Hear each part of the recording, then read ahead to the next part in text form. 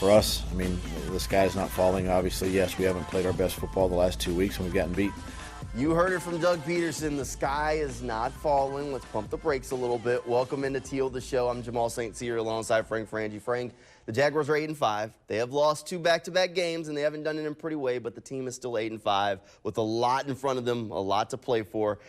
So at least in my perspective, folks got to calm down a little bit and give it a second to breathe. A lot of people ask me, what happened? I mean, Frank, what happened? Can I tell you what happened? What happened? The NFL happened. The same NFL where the San Francisco 49ers, who were clearly the best team in the league, lost 3 games in a row. Where the Philadelphia Eagles are getting now blown out every week. Where the Cincinnati Bengals started 4-5.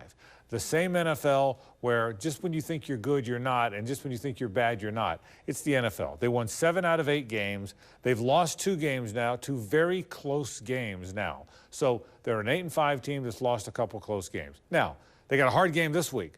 But at the end of the day, the NFL's a marathon. Jamal, how many times do we talk about it? Long, long season.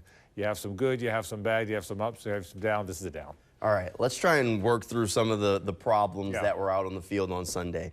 And there were a lot of them, so we might be here for a minute. Let's start off with the injuries. Injuries have hit the Jaguars and hit them hard over the last couple of weeks. Trevor Lawrence was banged up. He did play. But then you were on, what, maybe your 3rd string left tackle? Now you're on your 4th? Yeah, you're all over the place on the offensive line. Your secondary of your starters, only one guy made it out of the game clean. That was Darius Williams. A banged-up football team right now. And it's tough to win games when you're banged up. With that much change, there are going to be problems that pop up. 4th left tackle. Cam Robinson's your left tackle. He's hurt. Your backup left tackle, Walker Little, is hurt. Ezra Cleveland bounced out there to play. He got hurt. Now you're playing Blake Hance. That's your 4th left tackle. One of the most important players on the team is Christian Kirk for so many reasons. He's gone for a while. Your best cornerback, your best defensive back, Tyson Campbell, is down. Trey Herndon, who's having a better year than anyone thought he could have, is down. Foley Fatukasi is down, one of your defensive linemen. Devon Hamilton's not back yet, even though he's playing. That adds up, man. I'm not making excuses. That's the way of the world in the NFL. It's the next man up. And they've lost 2 very close games. One on a kick at the end of the game, a 50-plus yard kick in overtime. The other one when they didn't get an onside kick. I wouldn't jump ship just yet. I think that's the point. No, I don't think injuries are an excuse. Injuries are, they're a problem and they're part of the game. They happen, they pop up. Now, one thing that did show up on the field was some miscommunications. You mentioned Christian Kirk, and Christian Kirk was maybe Trevor Lawrence's safety blanket, safe to call him that? Yeah. Without Christian Kirk there, that shifts to other guys. Zay Jones had a little bit of a struggle, but those miscommunications definitely showed between Trevor Lawrence and Calvin Ridley. There were a couple of interceptions, some incompletions that were Trevor Lawrence looking to get Ridley involved, and maybe the two just weren't quite on that same page. We're late in the season, and I know it's tough to say, you know, when you have a wide receiver and a quarterback that aren't on the same page, but that's kind of where they're at right now. Certainly where they were in this game. I think every time you lose somebody from the formula, it changes the formula. For a while, you had to play without Zay Jones. That changed what you did offensively. He came back. Now you're playing without Christian Kirk. Anytime you're playing without somebody, it changes the formula. As for Calvin Ridley, he's had some bad moments. Guy didn't play for 2 years. It's a hard league, man. He's still trying to find his way. Whether he's here next year, and I don't know if he will be, and whether he's somewhere else next year. I don't know how that's going to end, but wherever he is, he'll be a better player next year for having played all of this year. We got so excited about the potential, we lost sight of the fact the guy just hadn't played for a while. He'll be better next year. Wherever he's playing, he'll be better next year. But he's struggling right now. There's no question about it. All right, we're not going to talk about Calvin's future just yet. We'll save that for a little bit down the line because we still got a lot of important football left for the Jaguars. So we're trying to put our finger on exactly where the problem is for this team.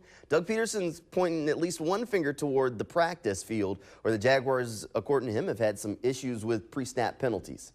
You know, quite honestly, they show up in practice during the week, and that's where it starts. I'm a big believer that you're going to play like you practice, and when you don't have the crisp practice during the week, sometimes those things are going to creep into a game, and you know it gets magnified in a ball game, right? Everything matters. Look, that's a simple one. You hear that at every level of sports. You practice how you play, and when the mistakes pop up on the practice field, they pop up on the game field. Yeah, there's no question they're in a little bit of a lull here. They're playing sloppy football. They're not playing physical football. They're getting out-toughed a little bit. They're a tough-nosed team, but they're getting out-physical a little. A lot of things are happening. Here's what's also interesting about the Jaguars. Think about this. The defense carried them early in the year. Now they're scoring 31, 27, however many points, and not winning the game. I think the defense is struggling now. I mean, it was way too easy for Jake Browning and way too easy for the veteran Joe Flacco. Way too many clean pockets, way too many open receivers.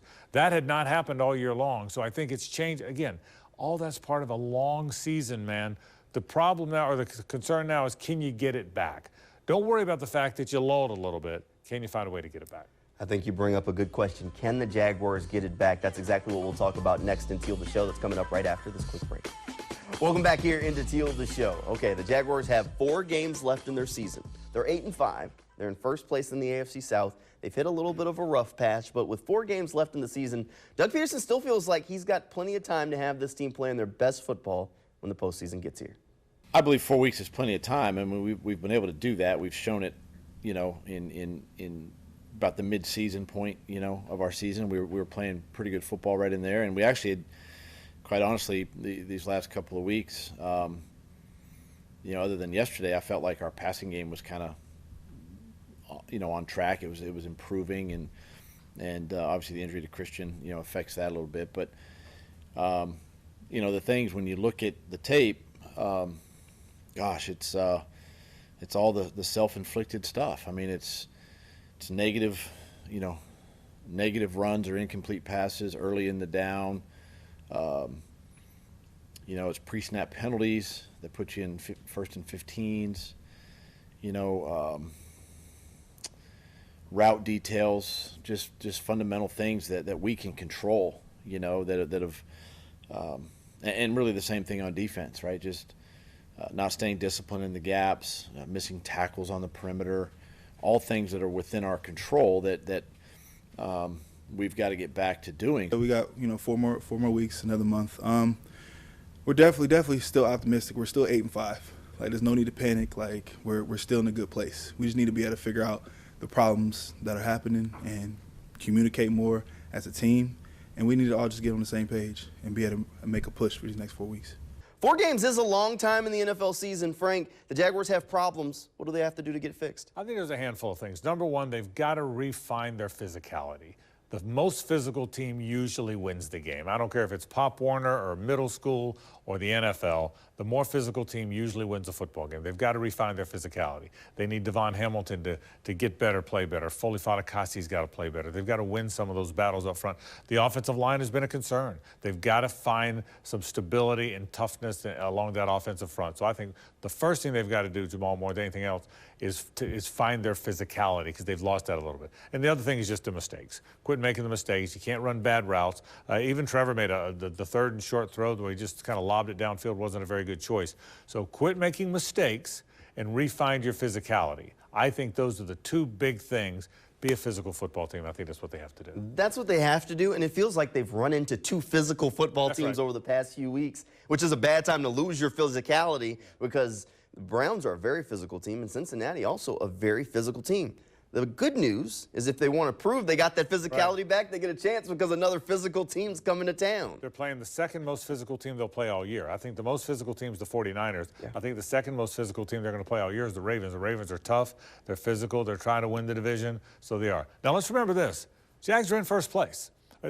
When you're in first place not tied for first place, in first place. When you're in first place with 4 games to go, there's worse places to be in the NFL. Right. There are much worse places to be. Now, I'm not one to sit here and preach patience, but I'm just going to say if you weathered the storm through Blaine Gabbert, through the Blake Bortles years, they're in first place in the AFC South. Now's not a time to panic. The Jaguars are comfortable where they're at. They have a lot left in front of them to play for. And that's not a comment to fans. Fans are supposed to get frustrated. Fans get excited, and fans want you to win every game, and why do you ever not win a game? And I get that. But that doesn't matter, and I respect the fans however they feel. But what does matter is that the team doesn't panic. Those are the guys that matter. The team can't panic here. The team can't say, oh my gosh, what do we do? The team can't get desperate. The team needs to get back to playing physical football and get back to playing clean, efficient football. I'll say it again. Those are the 2 things.